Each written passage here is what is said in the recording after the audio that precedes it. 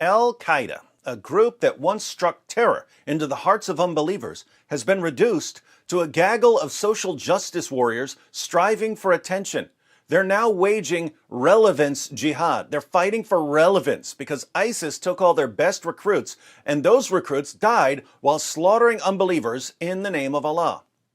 Al-Qaeda now sees a chance for a comeback, but this comeback may be the most pathetic thing we've seen since Sheikh Yasser Qadi tried to backtrack on his claim that the standard narrative of the preservation of the Quran has more holes in it than Osama bin Laden after a brief meeting with SEAL Team 6.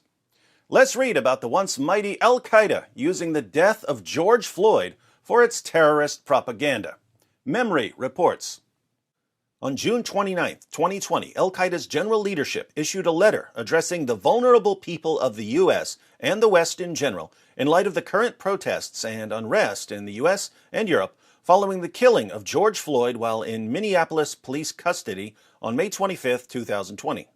From the Jihad Jamaat group to the oppressed, the vulnerable, and the revolutionaries of the American people and the rest of Western people, we have watched, like the rest of the world, the suffering that George Floyd went through before he died, oppressed under the foot of his arrogant killer, who did not blink an eye when he killed him and destroyed the hearts of billions around the world, said the letter.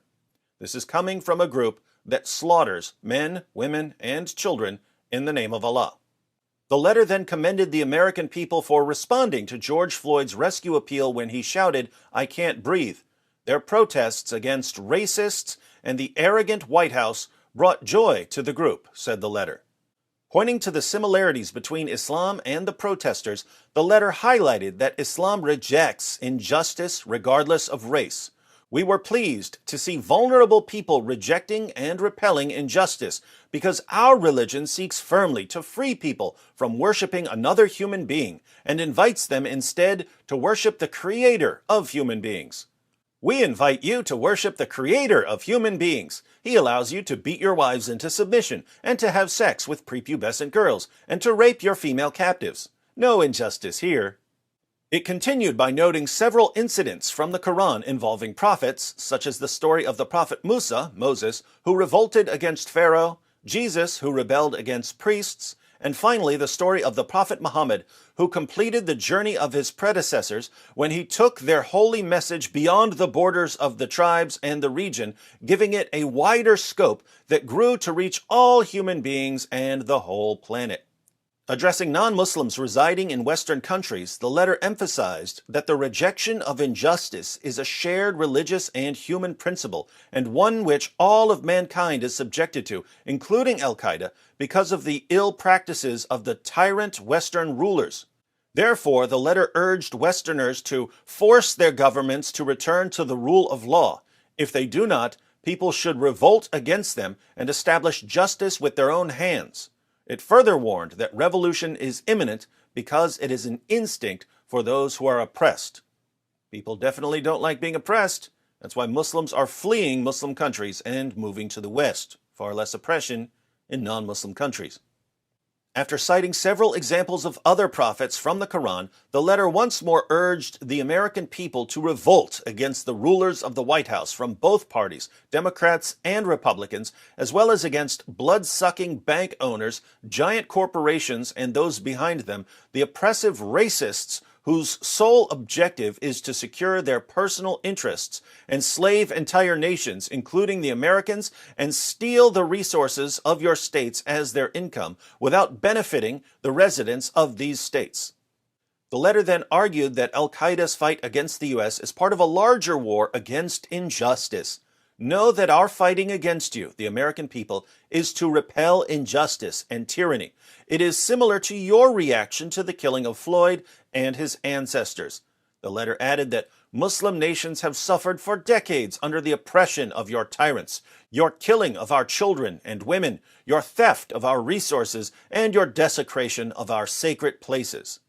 We desecrated their sacred places. How did Muslims get the Kaaba? They took it from pagans. How did Muslims get the Temple Mount? They took it from Jews. How did Muslims get Hagia Sophia? They took it from Christians. But they're somehow the victims of us desecrating their sacred places. Poor Al-Qaeda. The statement then called on protesters to convert to Islam, saying that the religion of Islam is the religion whose glad tiding was conveyed by Jesus because it is a religion which ensures that people live in freedom, dignity, and peace and doesn't allow discrimination of any sort between white and black. After stressing the call to convert to Islam, the statement said that defending the oppressed among you and us is an integral part of our religion, and there is no contradiction between this call to convert and our fight against the oppressors. The statement concluded by wishing that Western readers and the entire world may attain the acceptance of Allah and succeed in entering the spacious paradise which Allah has prepared for His faithful, pious, and just worshippers. And may the sun of Islam, the sun of justice, freedom, and peace, rise on all corners of the world. Wow, wow, wow. Muhammad bought, owned, sold, and traded black African slaves. He called Ethiopians raisin heads. He said that Satan looks like a black man. He said that if you dream about a black woman, it's because a plague is coming. Under Sharia, it's a death penalty to say that Muhammad was black. And Al-Qaeda, a terrorist organization, is using Black Lives Matter protests to try to convert people to Islam. Instead of flying planes into buildings or blowing up train stations, Al-Qaeda is now writing letters of support.